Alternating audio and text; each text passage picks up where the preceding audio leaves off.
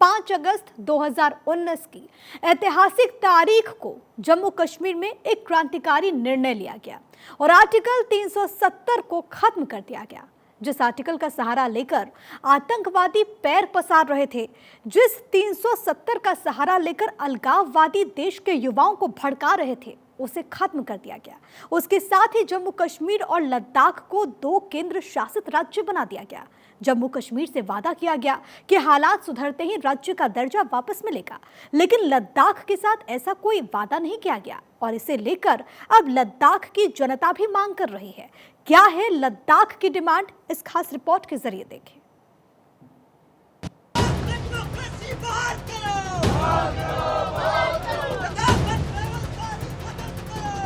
जम्मू कश्मीर में एक नए अध्याय की शुरुआत हुई।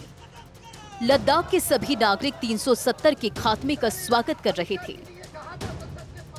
लेकिन अचानक जो लद्दाख कल तक 370 के खत्म होने की खुशी मना रहा था, वो खौफ के साए में सड़कों पर उतर आया। क्योंकि एक तरफ तो 70 सालों की गुलामी से आजादी मिली थी, लेकिन दूसरी तरफ अपने अधिकारों के फिर से छिन जाने का डर था। लद्दाख के लोग केंद्र सरकार से नाराज हैं। जम्मू कश्मीर से 370 हटाने और लद्दाख को अलग केंद्र शासित प्रदेश बनाने के बाद अब लद्दाख के लोग विशेष राज्य का दर्जा मांग रहे हैं। लद्दाख के सामाजिक कार्यकर्ता सोनम वांगचुक भी मांगों को नजरअंदाज करने पर 21 दिन की भूख हड़ताल पर बैठे हुए हैं। Today, on the 6th of March, I will be sitting on fast unto death. Ladakh के लोगों में गुस्सा है। लद्दाख के प्रतिनिधि 2 बार केंद्र सरकार के साथ मीटिंग कर चुके हैं, लेकिन नतीजा कुछ भी नहीं निकला। लद्दाख के लोगों की पूर्ण राज्य और इसे संविधान के 6ठी अनुसूची में शामिल करने समेत कई मांगे हैं। मीडिया से बातचीत करते हुए सोनम वांगचुक ने कहा कि रघुकुल रीत सदा चली आई, प्राण जाए पर वचन न जाए। ये सरकार दावा करती है कि राम उनके आदर्श हैं। राम मर्यादा पुरुषोत्तम हैं, जिन्होंने कभी वादा नहीं तोड़ा। इसलिए हम उम्मीद कर सकते हैं कि ये सरकार हमारे लोगों के लिए वादों को नहीं तोड़ेगी। वांगचुक ने ये हड़ताल तब शुरू की जब केंद्र के साथ 2 बार की बातचीत बेनतीजा रही, लेकिन Sonam Wangchuk mainstream media की कम मिल रही कवरेज से नाराज लग रहे हैं। ये भरा हुआ था कल रात को, अब ये उठकर ऊपर हो गया है, यानी कि जमने पर पानी का परिमाण, वॉल्यूम बढ़ जाता है। इससे दिखता है टेबल पर जो पानी गिरा वो सब जम के ऐसा हो गया है। ऐसे में हम अनशन कर रहे हैं, मगर सबसे हैरानी मुझे ये है कि आज तक जो मेन स्ट्रीम मीडिया है भारत की, उसने इस आंदोलन का जो उथल पुथल इस सीमा पर हो रही है, इसका जरा भी जिक्र नहीं किया। सीमा पार से एक सीमा हैदर आती हैं तो उन पर सैकड़ों घंटे चर्चा होती है, मगर भारत, चीन और पाकिस्तान के सीमा पर लद्दाख, इस पर 0 चर्चा है। अपेक्स बॉडी लेह और कारगिल डेमोक्रेटिक अलायंस केडीए ने दिल्ली में गृह मंत्री अमित शाह से मुलाकात की थी। मुलाकात के बाद एबीएल और केडीए के प्रतिनिधियों ने दावा किया कि 2 बार बातचीत के बाद भी मांगों को लेकर कोई बात आगे नहीं बढ़ी। दूसरी ओर गृह मंत्रालय ने बयान जारी कर बताया कि लद्दाख को संवैधानिक सुरक्षा देने के तौर तरीके पर विचार किया जा रहा है। गृह राज्य मंत्री नित्यानंद राय की अगुवाई में एक हाई पावर कमेटी है जो एबीएल और केडीए की मांगों पर विचार कर रही है। एबीएल और केडीए की लद्दाख को लेकर कई मांगे हैं। सबसे बड़ी मांग है कि लद्दाख को संविधान की 6ठी अनुसूची में शामिल किया जाए ताकि उसे संवैधानिक सुरक्षा मिल सके। इसके साथ ही लद्दाख को पूर्ण राज्य का दर्जा दिया जाए। इसके पीछे तर्क है कि पहले अनुच्छेद 370 की वजह से लद्दाख को संवैधानिक सुरक्षा मिली थी, लेकिन अब ऐसा कुछ नहीं है। इसके अलावा एबीएल और केडीए ने लद्दाख में पब्लिक सर्विस कमीशन का गठन करने की मांग भी की है ताकि स्थान के लोगों के लिए रोजगार के मौके पैदा हो सके। पहले यहाँ के लोग जम्मू कश्मीर पीएससी में अप्लाई करते थे। लद्दाख में 2 लोकसभा सीटों की मांग भी है, एक कारगिल और एक लेह में। अभी लद्दाख में सिर्फ एक ही लोकसभा सीट है। लद्दाख देश की सबसे बड़ी संसद की सीट है। इसका कुल क्षेत्रफल 1.73 लाख वर्ग किलोमीटर से भी ज्यादा है।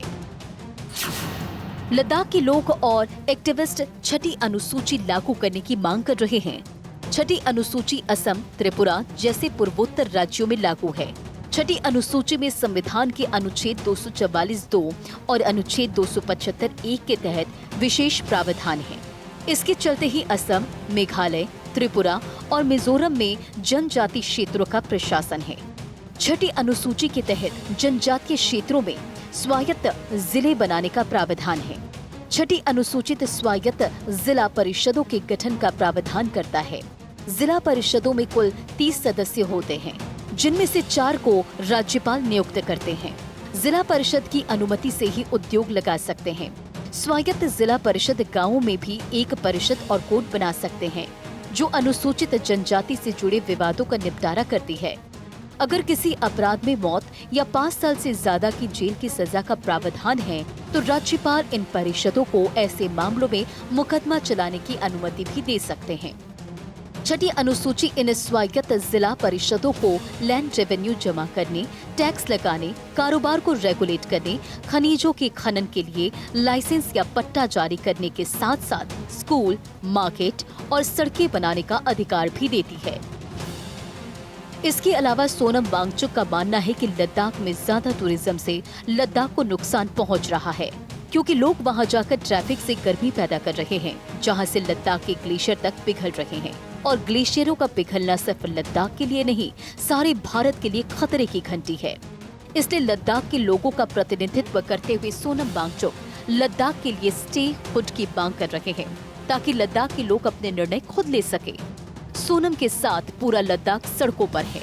केंद्र की सरकार भी अब आंदोलनकारियों से बात करने की कोशिश कर रही है और लद्दाख को राज्य का दर्जा तो नहीं, लेकिन अनुच्छेद 371 का विशेष दर्जा देने की सोच रही है, ताकि लद्दाख के लोगों के अंदर से डर दूर हो सके। Bureau report, Bharat 24। और अब बात 370 और 371 में अंतर की। आखिर केंद्र सरकार लद्दाख को कौन सा दर्जा देना चाहती है और लद्दाख के लोग कौन सी मांग कर रहे हैं? आखिर इस विवाद का हल क्या है या कैसे निकलेगा? क्यों केंद्र सरकार और लद्दाख के बीच अब तक बात नहीं बन पा रही? क्या फिर से लद्दाख और जम्मू कश्मीर एक हो सकता है? हमारी इस खास रिपोर्ट में इन तमाम सवालों के जवाब देखिए।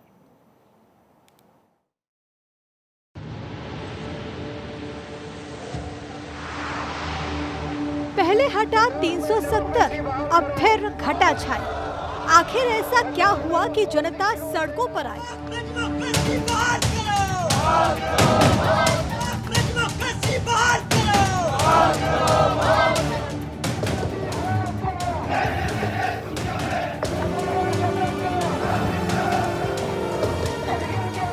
इसके लिए आपको समझना होगा कि आखिर सरकार 370 हटाने के बाद 371 क्यों देना चाहती है और लद्दाख की जनता क्या चाहती है। तो सबसे पहले बात करते हैं कि क्या है आर्टिकल 371। आर्टिकल 371 के जरिए देश के अलग अलग 11 राज्यों के लिए विशेष प्रावधान किए गए हैं, जिनमें उत्तर पूर्व के भी 6 राज्य शामिल हैं। इसके जरिए लद्दाख की स्थानीय विरासत और स्थानीय लोगों के अधिकारों को संरक्षित किया जा सकेगा। इसको अलग अलग राज्यों के लिए आर्टिकल 371 के तहत किए गए प्रावधानों से और आसानी से समझा जा सकता है। संविधान के भाग 21 में अनुच्छेद 369 से 392 तक को परिभाषित किया गया है। इस भाग को temporary, transitional and special provisions का नाम दिया गया है। जब संविधान लागू हुआ था तब अनुच्छेद 371 नहीं था, बल्कि अलग अलग समय में संशोधन के जरिए इन्हें जोड़ा गया। अनुच्छेद 371 के जरिए विशेष प्रावधान उन राज्यों के लिए किए गए जो बाकी राज्यों के मुकाबले पिछड़े थे और उनका विकास सही तरीके से नहीं हो पाया था। साथ ही अनुच्छेद जनजातीय संस्कृति को संरक्षण देता है और स्थानीय लोगों को नौकरियों के अवसर भी देता है। संविधान में अनुच्छेद 371 के अलावा अनुच्छेद 371A से 371J तक अलग अलग राज्यों के लिए बनाए गए हैं, जो इन राज्यों को कुछ खास बनाते हैं। अनुच्छेद 371 महाराष्ट्र, गुजरात और हिमाचल प्रदेश के कुछ हिस्सों में लागू होता है। इसके तहत महाराष्ट्र और गुजरात के राज्यपाल को कुछ विशेष अधिकार दिए गए। महाराष्ट्र के राज्यपाल विदर्भ और मराठवाड़ा के लिए और गुजरात के राज्यपाल सौराष्ट्र और कच्छ के लिए अलग अलग विकास बोर्ड बना सकते हैं। वहीं हिमाचल प्रदेश में लागू इस अनुच्छेद के तहत कोई बाहरी व्यक्ति यहाँ खेती की जमीन नहीं खरीद सकता। लेकिन सबसे पहले हम आपको इसकी पृष्ठभूमि समझाते हैं। ये पूरे 74 साल पहले देश के संविधान का हिस्सा बना। 1950 संविधान लागू होते समय सिर्फ आर्टिकल 371 था। तब महाराष्ट्र और गुजरात के कुछ इलाकों को विशेषाधिकार मिला। 1962 में 13वें संविधान संशोधन से नागालैंड के लिए आर्टिकल 371A जोड़ा गया। 1969 में 22वें संशोधन से असम के लिए आर्टिकल 37B को जोड़ा गया। 1971 में 27वें संविधान संशोधन से मणिपुर के लिए आर्टिकल 371C को जोड़ा गया। इसी तरीके से 1973 में 32वें संविधान संशोधन से आंध्र प्रदेश के लिए आर्टिकल 371D जोड़ा गया। 2014 में आंध्र प्रदेश और तेलंगाना जब दो अलग अलग राज्य बन गए तो ये दोनों में लागू कर दिया गया। 1975 में 36वें संविधान संशोधन से सिक्किम के लिए आर्टिकल 371F जोड़ा गया। 1986 में 53वें संविधान संशोधन से मिजोरम के लिए आर्टिकल 371G जोड़ा गया। 1986 में 55वें संविधान संशोधन से अरुणाचल प्रदेश के लिए आर्टिकल 371H जोड़ा गया। 1987 में 56वें संविधान संशोधन से गोवा के लिए आर्टिकल 371I जोड़ा गया और 2012 में 98वें संविधान संशोधन से कर्नाटक के लिए आर्टिकल 371J जोड़ा गया। अब बात इन्हें क्यों जोड़ा गया और इनसे क्या फायदा हुआ इन राज्यों को। अनुच्छेद 371A के तहत नागालैंड को 3 विशेष अधिकार दिए गए। पहला, भारत का कोई भी कानून नगा लोगों के सांस्कृतिक और धार्मिक मामलों पर लागू नहीं होता। दूसरा, आपराधिक मामलों में नगा लोगों को राज्य के कानून के तहत सजा मिलती है। संसद के कानून और सुप्रीम कोर्ट का आदेश इन पर लागू नहीं होता। तीसरा, नागालैंड में दूसरे राज्य का कोई भी व्यक्ति जमीन नहीं खरीद सकता। अनुच्छेद 371B के तहत असम में राष्ट्रपति के पास अधिकार होता है कि वो असम विधानसभा की समितियों का गठन करे और इसमें राज्य के जनजातीय क्षेत्रों से चुने गए सदस्यों को शामिल कर सकते हैं। मणिपुर में अनुच्छेद 371C के तहत राष्ट्रपति मणिपुर विधानसभा में एक समिति बना सकते हैं। इस समिति में राज्य के पहाड़ी इलाकों से चुने गए सदस्यों को शामिल कर सकते हैं। समिति का काम राज्य के पहाड़ी इलाकों में बसे लोगों के हित में नीतियां बनाना होता है। अनुच्छेद 371D आंध्र प्रदेश में लागू होता है। 2014 में आंध्र से अलग होकर तेलंगाना बना। अब ये दोनों राज्यों में लागू होता है। इसके तहत राष्ट्रपति को अधिकार दिया गया है कि वो राज्य सरकार को आदेश दे सकते हैं कि किस नौकरी में किस वर्ग के लोगों को रखा जा सकता है। इसी तरह शिक्षा के क्षेत्र में भी राज्य के लोगों को बराबर की हिस्सेदारी मिलती है। इसके अलावा आंध्र प्रदेश में 371E भी लागू होता है, जो केंद्र सरकार को यहाँ सेंट्रल यूनिवर्सिटी का गठन करने का अधिकार देता है। अनुच्छेद 371F के तहत सिक्किम के राज्यपाल के पास राज्य में शांति बनाए रखने और उसके लिए उपाय करने का अधिकार है। इसके तहत सिक्किम की खास पहचान और संस्कृति को संरक्षित रखे जाने का प्रावधान है। इसके अलावा 1961 से पहले राज्य में आकर बसे लोगों को ही सिक्किम का नागरिक माना जाएगा और सरकारी नौकरियों में उन्हें प्राथमिकता दी जाएगी। अनुच्छेद 371F के तहत सिक्किम की पूरी जमीन पर यहाँ के लोगों का अधिकार है और बाहरी लोग यहाँ जमीन नहीं खरीद सकते। अनुच्छेद 371G के तहत मिजो लोगों के धार्मिक, सांस्कृतिक, प्रथागत कानून और परंपराओं को लेकर विधानसभा की सहमति के बगैर संसद कोई कानून नहीं बना सकती। इसके अलावा इसमें यह भी प्रावधान है कि यहाँ की जमीन और संसाधन किसी गैर मिजो को नहीं मिल सकता, यानी जमीन का मालिकाना हक सिर्फ मिजो लोगों को ही दिया जा सकता है। अनुच्छेद 371H के तहत अरुणाचल प्रदेश के राज्यपाल को कानून व्यवस्था के लिए कुछ विशेष अधिकार दिए गए। राज्यपाल चाहे तो मुख्यमंत्री का फैसला भी रद्द कर सकते हैं। इस तरह का अधिकार बाकी किसी दूसरे राज्यपाल के पास भी नहीं है।